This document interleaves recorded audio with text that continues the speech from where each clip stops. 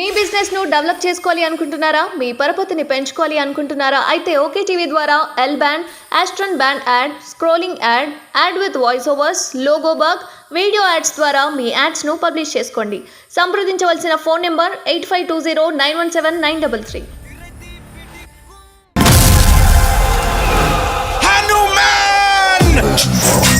ఎవరు ఊహించని విధంగా ఎలాంటి అంచనాలు లేకుండా వచ్చిన హనుమాన్ చిత్రం ఒక్క టీజర్తో అందరి దృష్టిని ఆకర్షించింది.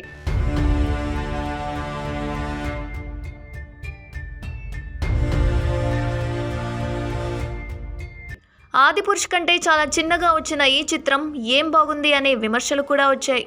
ఎన్ని కామెంట్స్ వచ్చినా ప్రస్తుతం హనుమాన్ ట్రైలర్ అయితే విడుదల చేసింది.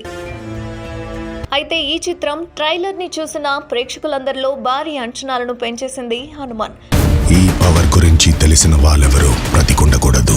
ఇక భారీ హైప్స్ తో చిత్రాన్ని విడుదల చేసేందుకు సిద్ధమవుతోంది చిత్ర బృందం.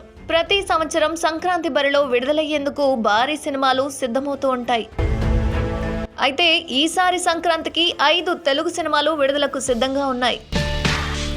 సాధారణంగా ఈ సీజన్కి 2 పెద్ద సినిమాలు రావడం కామన్. అయితే చిన్న పెద్ద అని తేడా లేకుండా మొత్తం 5 సినిమాలైతే ఈసారి సంక్రాంతికి విడుదలకు సిద్ధంగా ఉన్నాయి. అయితే థియేటర్ పంపకాల్లో పెద్ద సమస్య నెలకొనింది. దీంతో నిర్మాతల్లో పెద్ద చర్చలే జరుగుతున్నట్లు తెలుస్తోంది.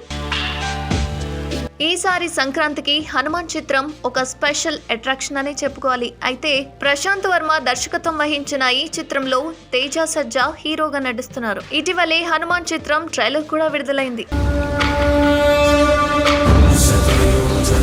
సంక్రాంతి బరిలో నుంచి హనుమాన్ చిత్రాన్ని తొలగించాలనుకున్నట్లు ఇతర నిర్మాతలు చర్చించుకుంటున్నట్లు తెలుస్తోంది. హనుమాన్ చిత్ర నిర్మాత మాత్రం వెనక్కి తగ్గేదేలే అంటూ క్లారిటీ ఇచ్చేశారు. ఈ నేపథ్యంలో ఆయనకి కాల్ చేసి తీవ్ర పరిణామాలు ఎదుర్కోవాల్సి వస్తుందని, థియేటర్స్ దొరకకుండా చేస్తామని బ్లాక్మెయిల్ కాల్స్ కూడా చేస్తున్నారు. ఎన్ని బ్లాక్మెయిల్ కాల్స్ చేసినా సంక్రాంతి బరిలో హనుమాన్ చిత్రాన్ని నిలిపేందుకు నిర్మాతలు సిద్ధంగా ఉన్నారు.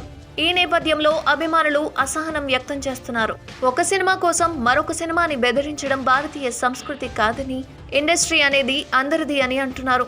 సంక్రాంతికి విడుదలయ్యే సినిమాల్లో నిర్మాతలతో పాటు అభిమానుల్లో కూడా గట్టి చర్చలే జరుగుతున్నాయి. ఇప్పటి వరకు జరిగిన చర్చల్లో ఎవరూ డ్రాప్ కావడానికి సిద్ధంగా లేరు. చూడాలి మరి చివరి వరకు ఎలాంటి పరిణామాలు చోటు చేసుకుంటాయో.